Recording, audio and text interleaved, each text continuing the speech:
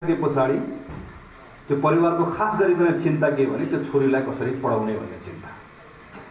हामीहरू त्यहाँ जम्मा भएको साथीले कुराकानी सुन्यौं, विद्यालयमा गयौं, कुराकानी गर्यौं। विद्यालयले पनि सहर्षपूर्वक मैले 10 कक्षासम्म, अझले 12 कक्षासम्म मैले आधा मात्र शुल्क लिन्छु भनेर भन्यो र हामी गएको केही साथीहरू मिलेर 12 कक्षासम्मको आधा शुल्क हामीले बिहोरो छौं भनेर परिवारलाई भन्यौं र त्यो बच्चीको चाहिँ 12 कक्षासम्म पढ्ने हामीले आधार सुनिश्चित गर्यौं। मैले मेरो साथीलाई के भने आज हामीले राम्रो राजनीति गर्यौं भनेर मैले भने। मैले बुझेको कुरा राजनीतिको सबभन्दा महत्त्वपूर्ण पक्ष यही हो। यत्रो कांग्रेसको साथीहरू हुनुहुन्छ, तपाईहरुले गरिराख्नु, हामी सबै गरिरहेका आफ्नो ठाउँबाट। खाली मैले यसलाई सम्झना मात्र खोजेको। यो बेलामा नेपालको संसारकै इतिहासमा बेहोर्नु नपरेको दुःख संसारले बेहोरेको बेलामा नेपालले अझ हाम्रो गरिबी, हाम्रो पूर्वाधार, हाम्रो अर्थतन्त्र यो कारणले गर्दा हामी अझ कल्पना नगरेको दुःख बेहोरिरहेका छौं। यो राष्ट्रिय संकटको बेला हो। त्यसैले प्रत्येक कांग्रेसको यतिखेरको धर्म भनेको अधिवेशन, सरकार, यो सबै कुराको महत्त्व छ।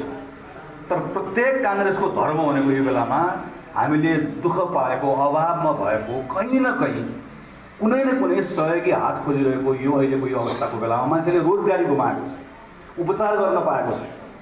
यो सबै कुरामा कहीँ न कहीँ मद्दत गर्न सक्यो भने नेपाली कांग्रेसको एउटा कार्यकर्ताले मैले मेरो राजनीतिक कर्म गरिरहेको छु भनेर सन्तोष मान्न सक्दछ। यो दुःखको बेलामा कांग्रेसको पहिलो कर्तव्य यही हो र यही दुःखको बेलामा हामी सरकारमा पुगेका छौं।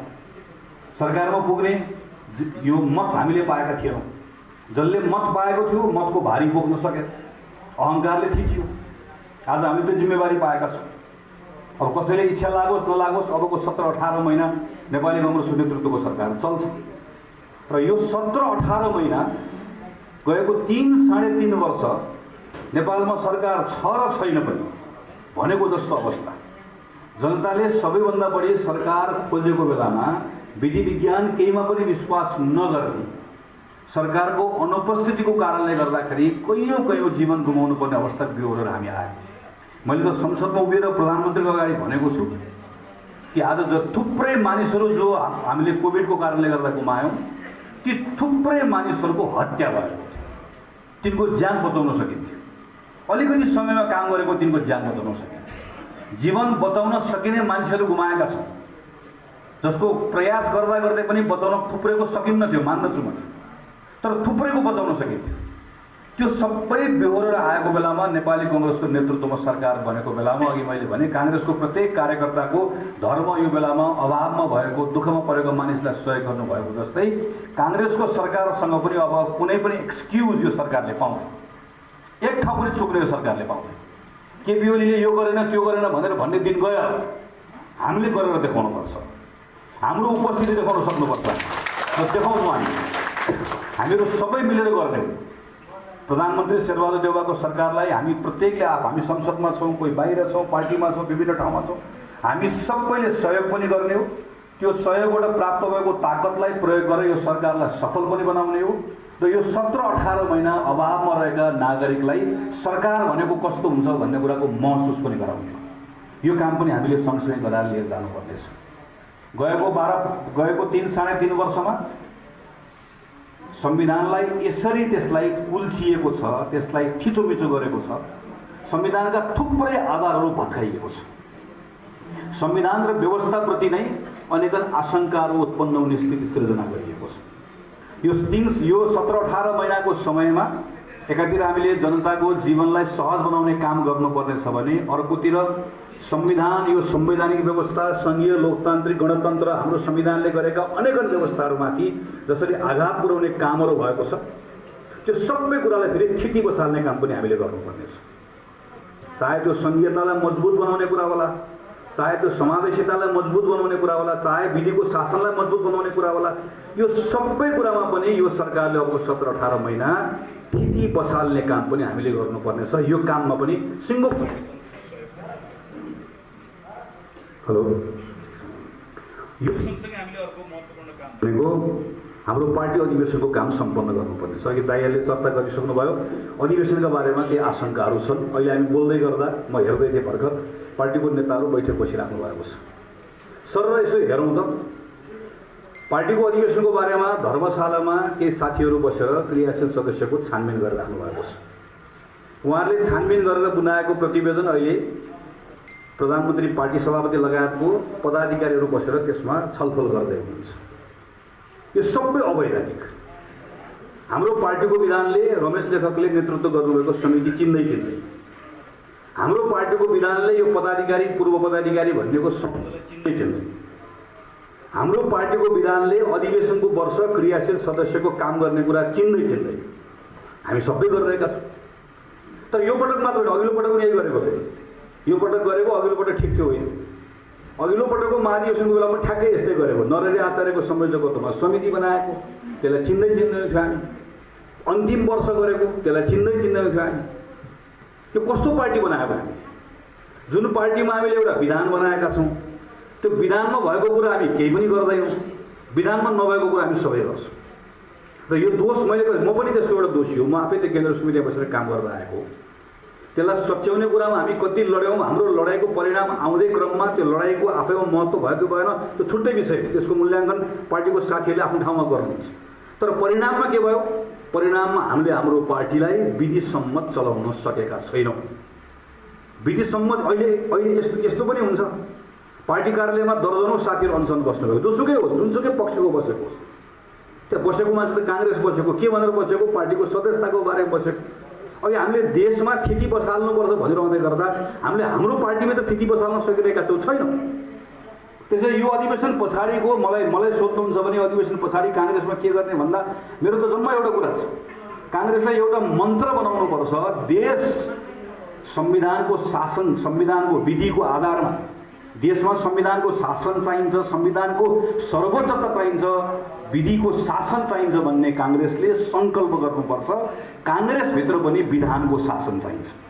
काङ्ग्रेसभित्र सबै कुरा विधानले जे भन्छ त्यसको अनुसार गर्छौँ भन्ने कुरालाई मन्त्र जस्तो बनाएर काम गऱ्यौँ, लगातार काम गऱ्यौँ, त्यो कर्मभन्दा तलमाथि गरेनौँ भने अर्को धेरै काङ्ग्रेसभित्रका थुप्रै समस्याहरूको हल त्यहीँबाट निस्कन्छ। तर मलाई यो पनि थाहा छ, फेरि अधिवेशन सकिसके पछाडि विधानमा के लेखेको हुन्छ? यति महिनाभित्र तिमीले मनोनयन गर्नुपर्ने छ। विधानमा के लेखेको हुन्छ? यति महिनाभित्रमा तिमीले समिति बनाऊ। विधानमा के लेखेको हुन्छ? महिनामा एकपटक बैठक बस्नुपर्छ। विधानमा के लेखेको हुन्छ? तिमीले कार्य सम्पादनको बैठक बस्नुपर्ने छ। यो अधिवेशन सकिएको भोलिपल्टबाट हामी त्यो के पनि गर्दैनौँ। फेरि अर्को 3-4 वर्ष केही पनि गर्दैनौँ। फेरि 3-4 वर्षपछि अधिवेशनको वर्षमा यसै गरेर जुलुस जान्छौ, धर्ना जान्छौ, भएन भनेर भन्छ। अनि काङ्ग्रेसभन्दा बाहिरको अर्को एउटा मान्छेले जसले आफ्नो घर सम्हाल्न सक्दैन, देश सम्हाल्ने ठुलो कुरा गर्छौँ भनेर भन्यो भने सिट निभाउनु पर्ने हाम्रो अवस्था छ। यसबाट बाहिर निकाल्नु हामी सबैको प्रयासबाट यसबाट बाहिर निकाल्नु। यो त्यो नभनिकन काङ्ग्रेसलाई विधिको शासन, विधानमा जे लेखेको छ, चाहे त कहिलेकाहीँ झन्झटिलो होला।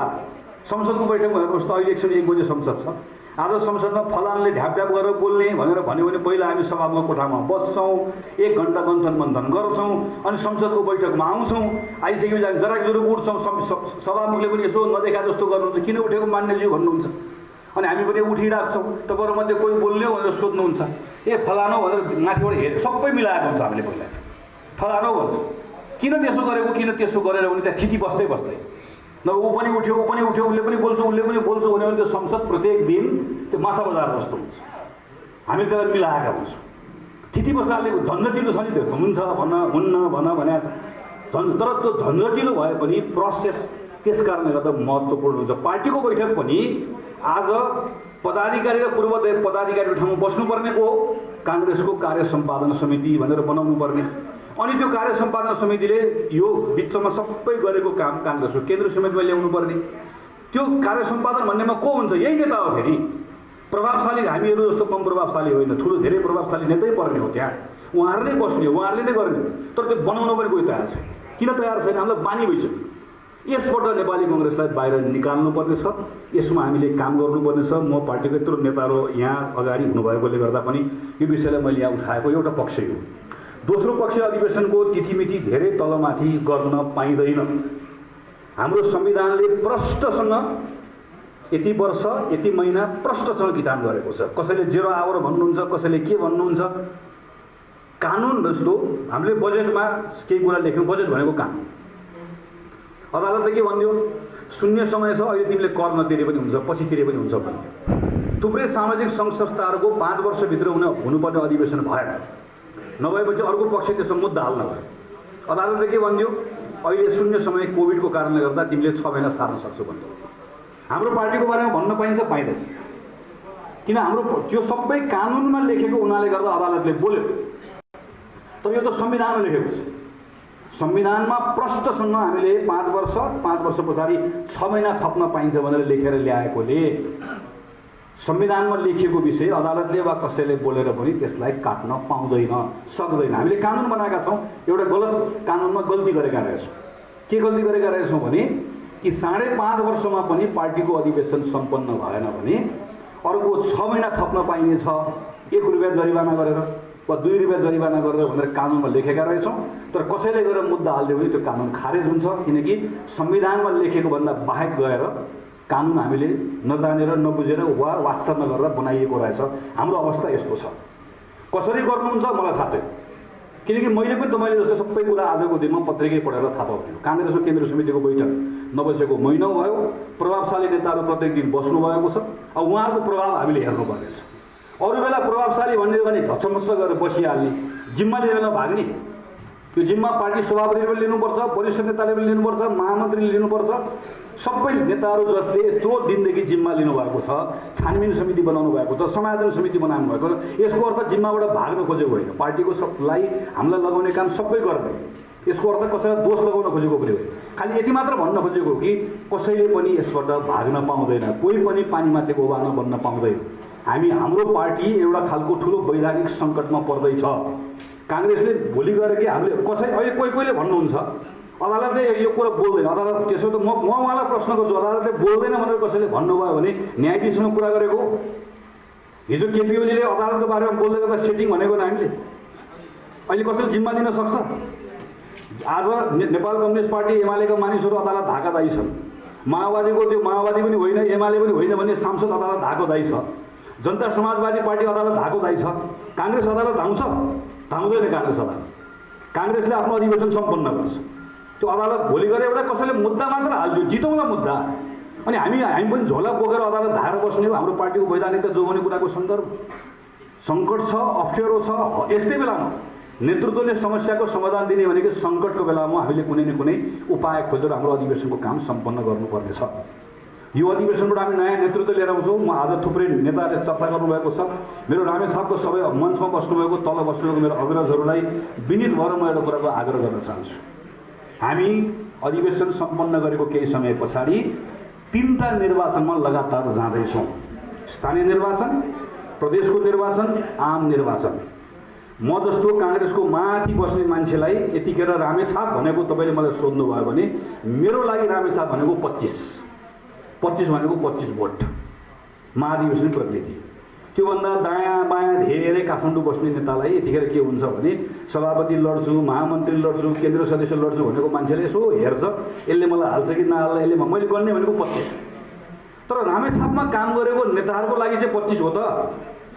रामेछापमा काम गरेको नेताहरूको लागि तपाईँहरूको 8वटा पालिका होइन, जम्मा एउटा पालिका जितेको होइन, सङ्घ हारेको होइन, 2टा प्रदेश हारेको होइन, एमाले र माओवादी 2टा हुँदै गर्दा पनि सबै स्थानीय चुनाव हारेको होइन।